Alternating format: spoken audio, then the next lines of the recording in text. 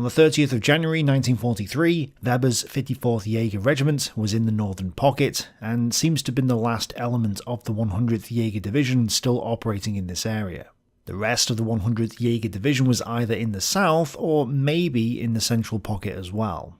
Either way, the divisional elements in the centre and the south were destroyed on this day. Most of the divisional staff were captured, and although some resistance continued into the evening and the morning of the next day, in reality the division had disintegrated, with the exception of Weber's 54th Jaeger Regiment in the north. And again, the sources are pretty vague with all this. The 13th Guards Rifle Division was now facing the remnants of the 100th Jaeger Division in the north, but Dragon and his unit found themselves moving south. They actually returned to the Pavlov's house area to find that the Germans had reoccupied the building in their absence. This meant that Dragon had to retake Pavlov's house once again, which they did. On the one hand, this shows that the house had actually been abandoned by the Soviets and had to be retaken, which is contrary to the propaganda about the house being held indefinitely after Pavlov had retaken it, but it also doesn't make much sense. If 13th Guards Rifle Division was in the north, why would they send Dragon south to retake a building he had abandoned previously? It doesn't make much sense to do that at this stage of the battle, making this whole account somewhat suspect. What is certain is that in Shumilov's area, the Soviet units were incredibly weak at this point. Denisenko revealed that his companies were down to between 5 and 8 combat troops each, whereas they should have had over 100. And both he and Bermakov asked Shumilov for reinforcements. Shumilov didn't have much to spare, but he gave them some sapper battalions, and this just shows that it was the weakness of the Soviet forces, not necessarily the strength of the Germans, that had been the main reason for the slowness of the advance and why they had stopped in this area. However, with these reinforcements, Shumilov's forces struck again, this time advancing north into the city centre. The 38th Motorized Brigade and Lossev's 29th Rifle Division pushed towards the square of the fallen fighters, while the 7th Rifle Corps moved along the bank of the Volga. German resistance here was fierce, unlike in the western portion of the southern pocket where German forces around the 298th Infantry Division simply collapsed under the pressure as several Soviet divisions advanced towards the railway line. Railway Station No. 1 fell, and the Soviets pushed the remnants of the German forces into the buildings east of the tracks. Now completely isolated at the Red Barracks, Oberstleutnant Mesic of the Croatian Legion opened negotiations with the Soviets and surrendered the garrison to the 298th Rifle Division. And just to round off the Croatians, approximately 715 of them marched into captivity, most of whom wouldn't see Croatia again. It's also worth pointing out that most of the remaining members of the 160th Panzer Battalion also surrendered at this point as well. Paulus reported to the High Command that the Soviets would soon be at his building, and that they were fighting to the last. I mean, they're literally down the street from them. Some troops really had fought to the last bullet before surrendering, but Army Group Don reckoned that the remaining resistance in the south would end on the 31st. Realising this, Milch ordered that the Luftwaffe should only drop supplies in the south if requested, or if they definitely identified Germans there. This was probably because they knew that there was no point supporting a doomed effort, and the focus really should be on the northern pocket where resistance could continue for longer. Strecker's roughly 20,000 troops did fight on without losing any ground on this day, probably because Rokossovsky had decided to take out the southern pocket first before turning to the northern one, taking the pressure off the north for now. Strecker even boasted that he had eliminated some enemy penetrations and took prisoners. And General Rodenberg was actually fighting on the front line with his rifle until a bullet struck his adjutant in the head, and the general decided that he'd had enough for now.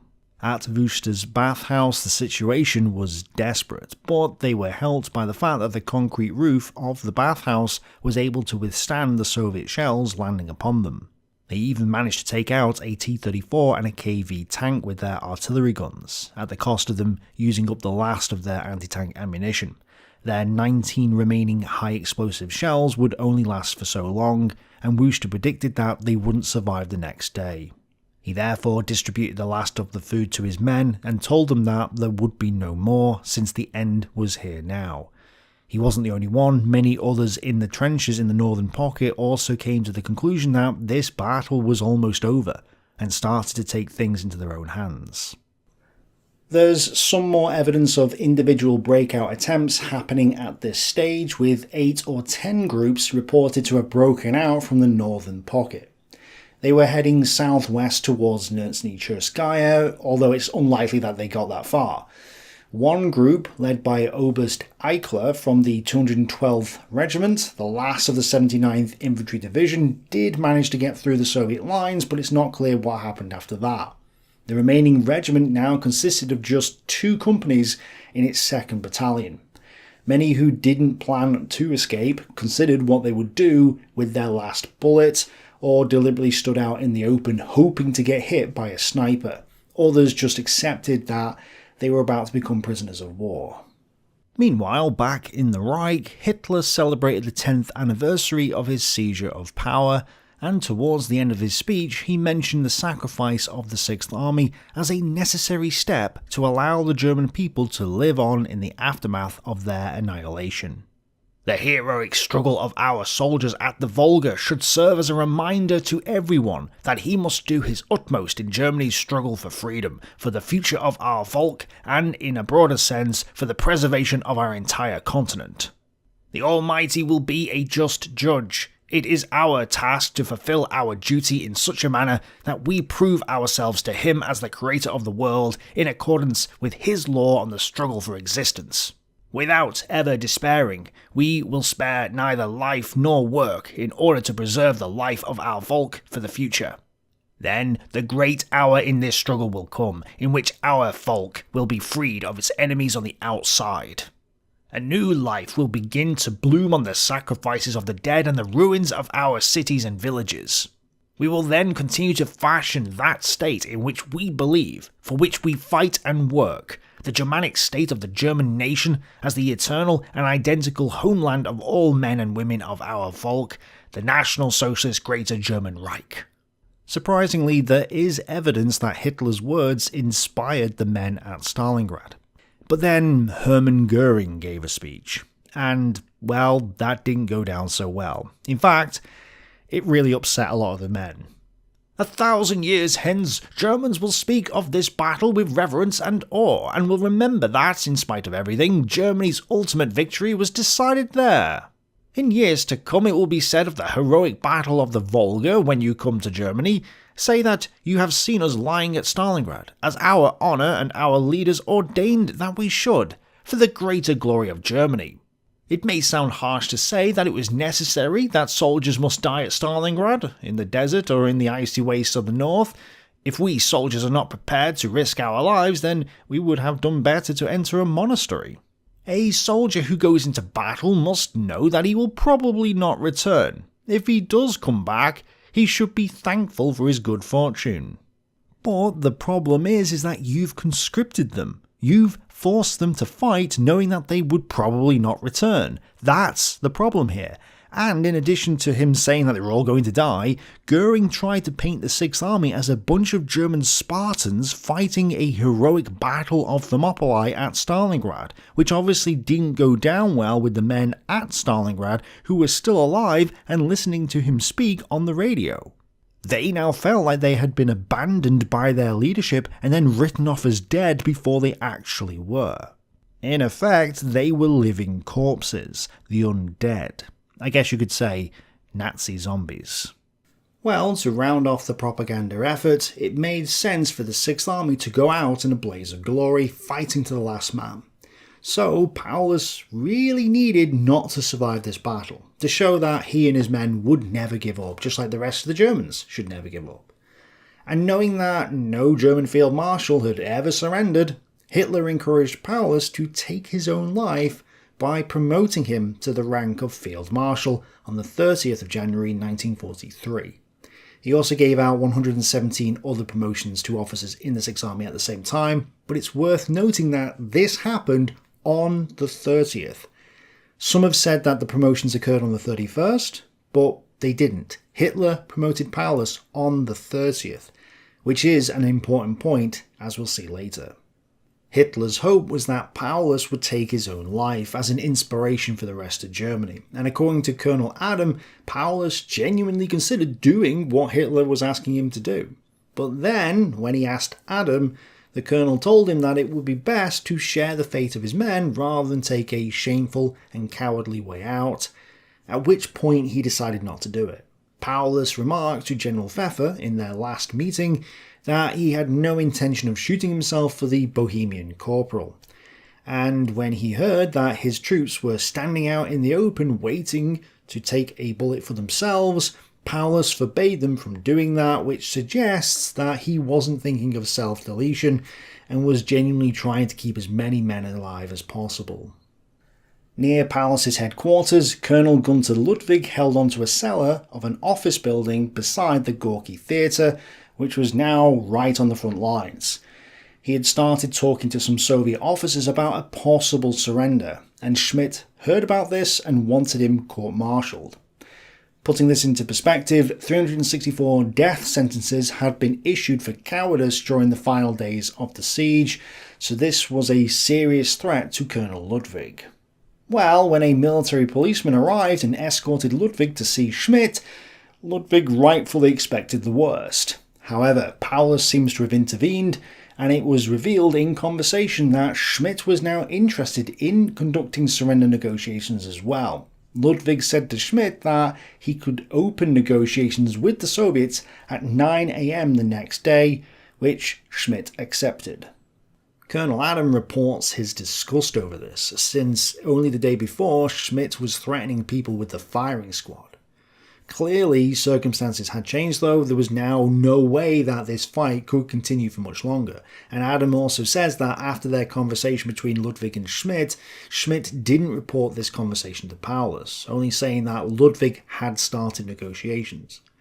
This suggests to me that Paulus had already spoken to Schmidt before this point, indicating that Paulus knew what his chief of staff was doing, which is why he didn't need to report to Paulus after speaking to Ludwig, because Paulus already knew what was going on. Minutes later, General Rosker also informed Paulus that his division was done. He could no longer stop the Russian tanks approaching the department store, and he had nothing left to give. Paulus thanked him for his efforts and informed him that Schmidt had asked Ludwig to begin surrender negotiations, again showing that he already knew. With the matter in hand, Paulus went to sleep, while the others were worried that a nearby Soviet tank would fire on the department building, because that's how close the Soviets were to ending this.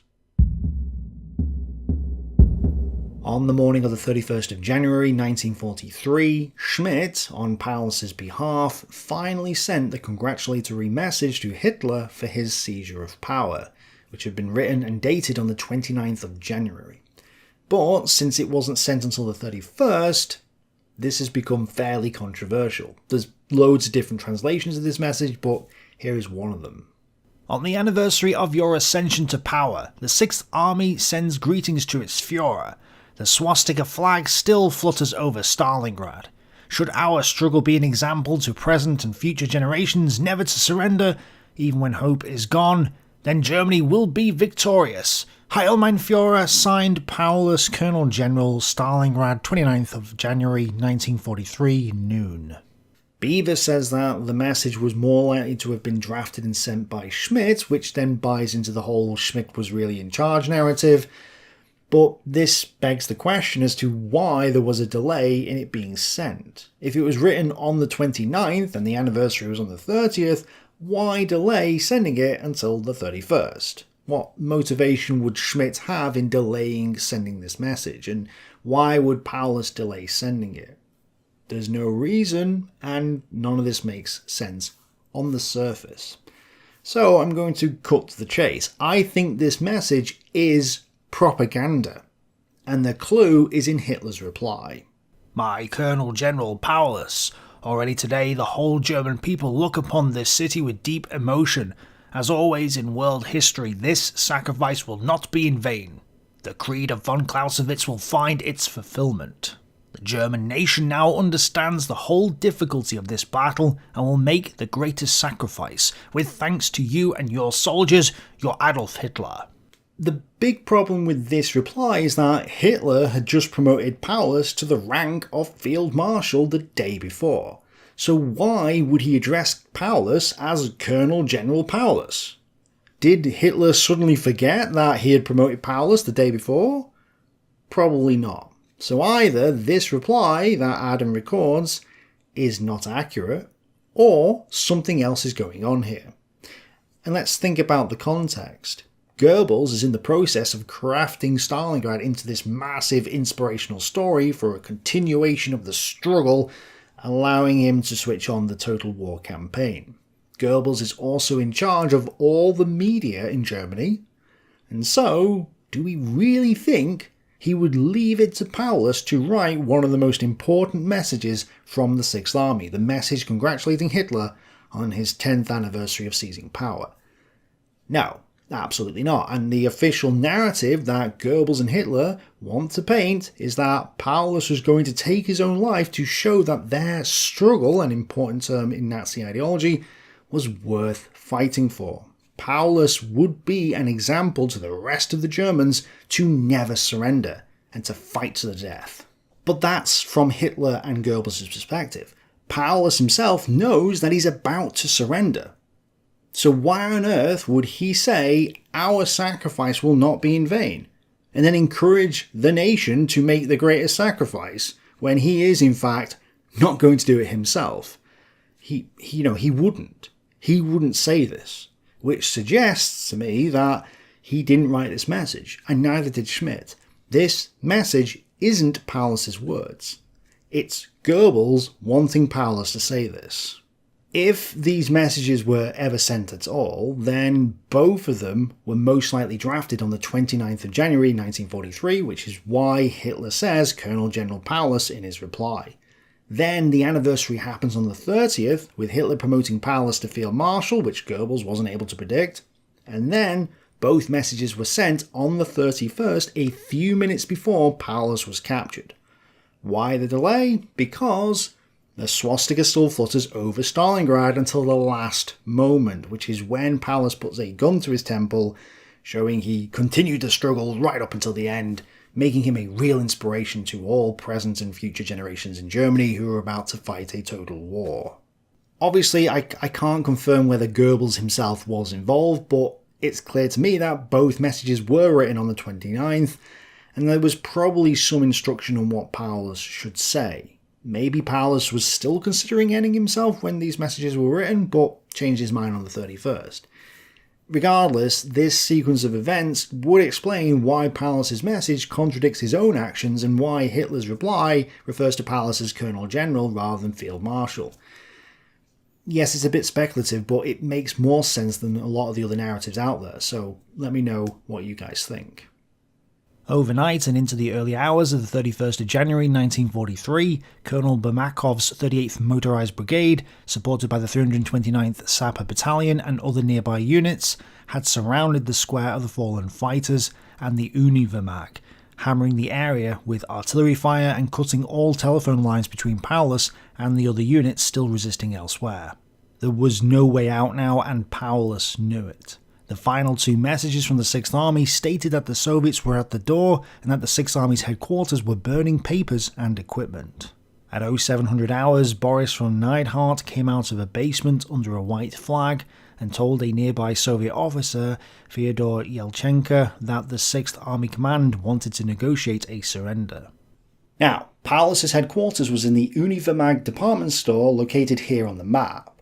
However, Irsiev makes a big deal about the 64th Army and the Don Front listing the Executive Committee as the location of Paulus's headquarters.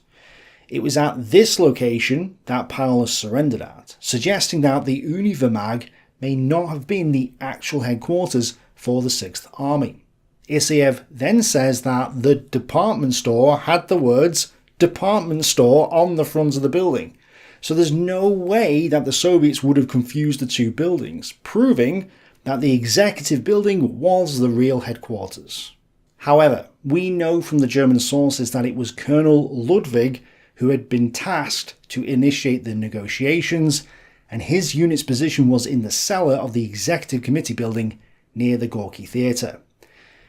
Definitely not an ideal source, but there was a Reddit post and a forum post for the computer game Enlisted, which I've never played, showing pictures of the executive committee, and the building looks very similar in style to the Univermag department store. I'm having to use Reddit and a gaming website because I'm having trouble accessing Russian websites for some reason. There are other pictures of the building online, but they're really blurry, so this is the best I can do for now. Rokossovsky also says 6th Army's final headquarters was the Univermag department store, and I think the confusion comes from Colonel Adam. Adam did not witness the negotiations, and when Adam describes the events, he's actually quoting from General Roska, who was there and saw what happened. So, straight away, Adam isn't a primary source, he's actually a secondary source in this instance, and Adam is also writing decades after the war while quoting paragraphs of what Roska supposedly said to him, as if he has this special ability to just remember a book worth of exact words that people said to him decades previously. Obviously, this is nonsense.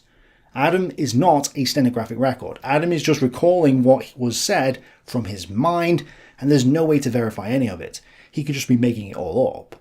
So, with this source being problematic at the very least, if we remove what Adam said from the picture, an obvious answer appears to us. Paulus's headquarters was at the Univermag department store, but the negotiations and surrender took place at the executive committee building where Colonel Ludwig was positioned. The Soviets therefore concluded that the executive committee building was Paulus's headquarters, not the Univermag department store, explaining the discrepancy. Either way, surrender negotiations took place between the 6th Army and Colonel Bermakov and Major General Laskin, Chief of Staff of the Soviet 64th Army. The sources give different accounts, but it appears that Roska and Schmidt conducted the negotiations and that Paulus avoided conducting them personally. The excuse was that he was unwell, and that Roska and Strecker were now in charge of their independent pockets, so Paulus wasn't really in command anymore. This was probably an excuse, but even so, there was nothing left to negotiate over. After 2 hours of talks, Major General Laskin, 64th Army's Chief of Staff, accepted the unconditional surrender of the German 6th Army command. However, Paulus technically didn't surrender. The Field Marshal neither fell on his sword nor surrendered. He simply allowed himself to be captured. This, therefore, bypassed Hitler's desire for him to end himself. No German Field Marshal had ever surrendered, and neither did Paulus, since he was captured and hadn't given up. Paulus, his faith in Hitler shattered, refused to play his assigned role in the Führer's tragedy, but neither could he bring himself to surrender. Like many of his colleagues, he had so internalized the anti-Bolshevik nature of the struggle that formal capitulation was unthinkable, so he simply let himself be taken prisoner. If you think about it, this is really clever on Paulus's part. Technically, Paulus wasn't the first German Field Marshal to surrender, because he didn't actually surrender. He was captured and never formally gave up. So he therefore avoided the pistol to the temple and also the shame of surrender. And I just think that's amazing. His army surrendered, but Paulus did not. Well played, sir, well played. Well, as Roska and Schmidt were ordering their forces to stand down, Major General Laskin asked Paulus to order the northern group of forces to surrender. But Paulus said he had no communications with Strecker and that he was no longer in charge since he had been captured. Well, we know that he did in fact have communications with Strecker because Paulus was still reporting about the situation with Strecker's pocket up to the 29th, and that he therefore had radio communication with him. Thus, the excuse by Paulus to not order the surrender of Strecker's forces because he had no communication is, again, probably Paulus avoiding the idea that he had formally surrendered. And this is also likely where the idea comes from that Schmidt was the one really in charge, when in reality Paulus was in charge right up until the end, when he suddenly fell ill and feigned ignorance. It's obviously all a ploy to avoid having a field marshal surrender or have Paulus commit Sudoku. Anyway, Paulus emerged from the ruins with Schmidt and Adam, as shown by this picture, and they were taken by vehicle to the 64th Army's headquarters at 1200 hours, leaving Rosca to organise the capitulation of the rest of the forces. The fighting didn't entirely stop, with the 284th Rifle Division marching south and capturing the 9th of January Square, linking up with the 64th Army, so the rest of the southern pocket only surrendered later in the day. And Shumilov questioned Paulus, asking him why he had decided to give in but not personally order both the southern and northern pockets to surrender as well, and Paulus simply said that he had been ordered to fight to the end, and that's exactly what he had done. We did not lay down our weapons. We were played out and could not fight any longer. After your forces wedged into and approached the remnants of our forces, we had no means of defending ourselves. There was no ammunition, and therefore the struggle ceased. And as Paulus talked to Shumilov, Manstein decided to send the 6th Army a final message. Its lateness symbolic of the lack of support that Manstein has shown to Paulus throughout the campaign. To the comrades of 6th Army, our thanks to you for your heroic sacrifices. The battle for the fulfillment of your legacy will be left for us. But of course they never received this message because Paulus was already in Soviet hands. In addition to Paulus, many other German generals also surrendered on the 31st of January, including Schlomer and Heitz, as well as most of the divisional commanders in the area. General Bratescu of the Romanian 1st Cavalry Division, which had been fighting alongside the 14th Panzer Division, also seems to have surrendered on this day. Now, some of the sources say that at this moment the 14th Panzer Division didn't surrender and actually tried to fight northwards towards Strecker's pocket but didn't get very far. It's not clear, but it seems to have surrendered on the 2nd of February or possibly earlier.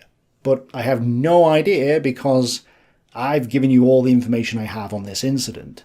So to prevent any confusion, I'm just going to remove the division from the map at this point. But just know that the 14th Panzer Division continued to fight northwards during this time. In total then, an estimated 50,000 Axis surrendered when the southern pocket fell, although it's not clear because we know resistance by individuals and small groups continued after the formal surrender.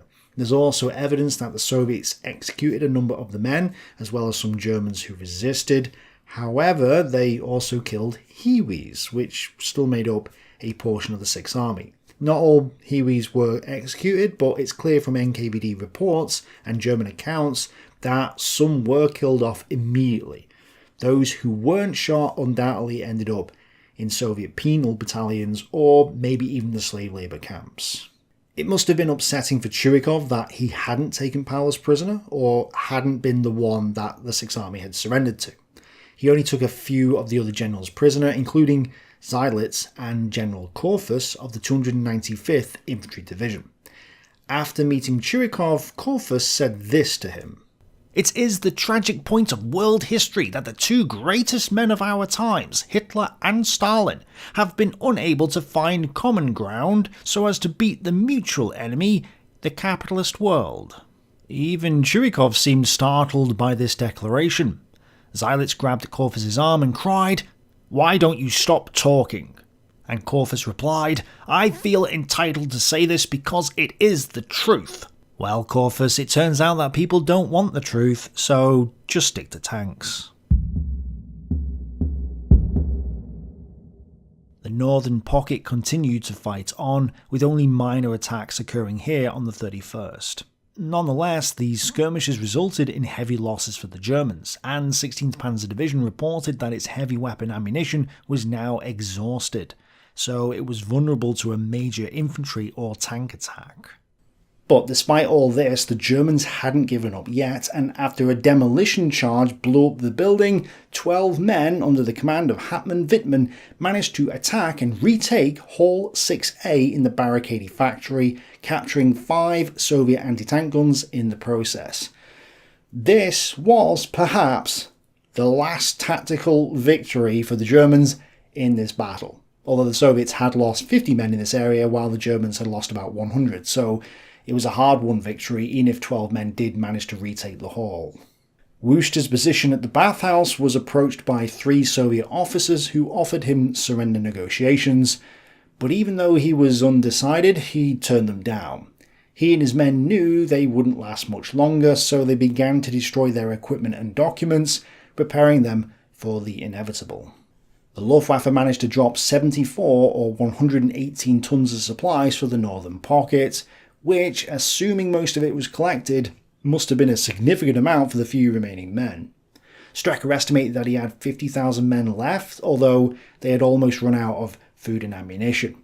Rokossovsky still wasn't in a rush to destroy the northern pocket, and since Strecker looked determined to hold on, and there might be an opportunity to get Paulus to convince Strecker to surrender, Rokossovsky asked the Stavka if he could hold off a little while longer. The Stavka agreed, although it was decided that the next attack would go in the next day. Forces from the south would be transferred north once the fighting in the city centre was over, and these reinforcements would help Batov, Zadov and Churikov complete their task. The aim once again was to use artillery and airstrikes to soften up the Germans and minimise their own manpower losses. Meanwhile, that evening, Paulus was escorted to Rokossovsky's headquarters for a chat. Rokossovsky, Voronov and Dyatlenka offered Paulus smokes and a glass of hot tea, which he accepted, and they discussed the treatment of the prisoners of war. Paulus asked them not to compel him to answer questions which would breach his military oath, and Rokossovsky assured him that they wouldn't do that. But once more, Rokossovsky urged Paulus to get the northern pocket to surrender. He declined, claiming that as a prisoner of war he had no right to issue such orders. Since my troops were split into 2 groups, I was the commander of the other pocket only in theory. Orders came separately from Führer headquarters, and each group was commanded by a different general.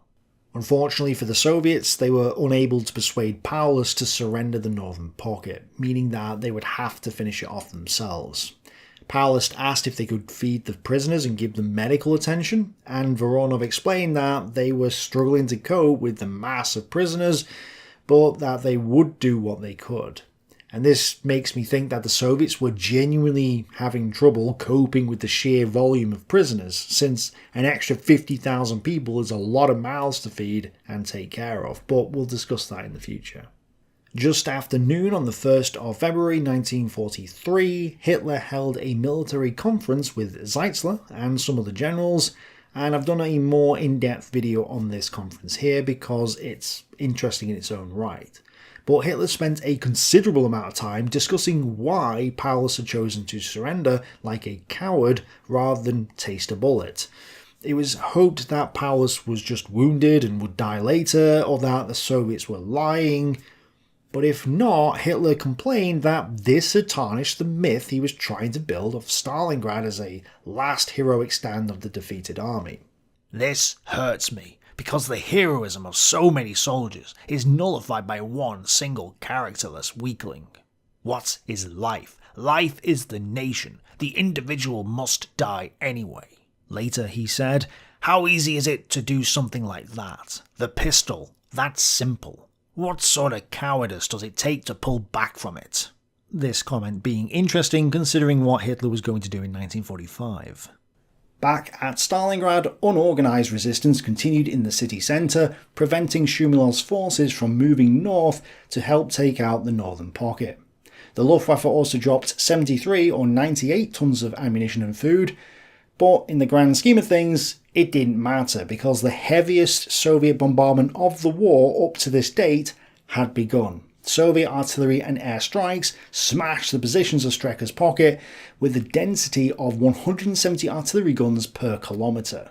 After an hour and a half, the Soviet troops advanced in practically all areas in the west, as a lot of the Germans simply gave up. Batov's and Zadov's armies ripped through the western face of the pocket, with Soviet troops pushing through both the barricade and tractor factory villages, placing the German remnants holding Hill 107.5 under immense pressure from 3 sides. The Germans had to fall back, which they did towards the east. Troops are fighting without heavy weapons or supplies. Men collapsing from exhaustion, freezing to death, still holding weapons. Strecker. Field dressings among the combat troops have run out. In places, the troops have used up all their ammunition. They help one another. The positions can no longer be supplied with ammunition. When an officer reported that their neighbouring 60th Motorised and 24th Panzer Divisions had disintegrated, Hall was left with a difficult decision. He could pull back and leave all his wounded, or stay with them and surrender together.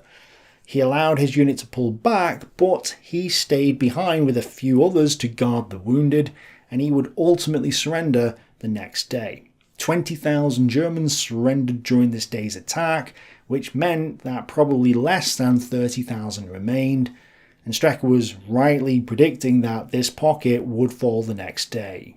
But Chuikov's forces had struggled to take ground, and only did so slowly, as the soldiers of the 305th Infantry Division and the nearby 212th Grenadier Regiment somehow managed to repel most attacks. At Worcester's bathhouse, the gun positions before it were taken in a surprise attack, but there was enough infantry ammunition left for them to retain the bathhouse and keep fighting a little bit longer. Overnight on the 1st to the 2nd of February, General Strecker talked with the other remaining division commanders to discuss the situation. He was unwilling to surrender despite several calls to do so, and it was only when Lenski said that his troops had already started negotiating for their own surrender, and that he actually agreed with them, that Strecker realised it was all over. He couldn't continue the fight if there was nothing left to fight with. So he therefore drafted two messages. The first at 0700 hours saying that all fighting was about to end and that their weapons would be destroyed. And at about the same time, the 305th Infantry Division received the order that fighting was to cease and the Soviets would be there within the hour, confirming that Strecker was telling them to lay down their arms. Then the second message from Strecker to the High Command an hour later said that the 11th Army Corps and its 6 divisions had fought to the last. Well, it seems that the German will to resist had more or less evaporated, and even Chuikov was able to advance on this day.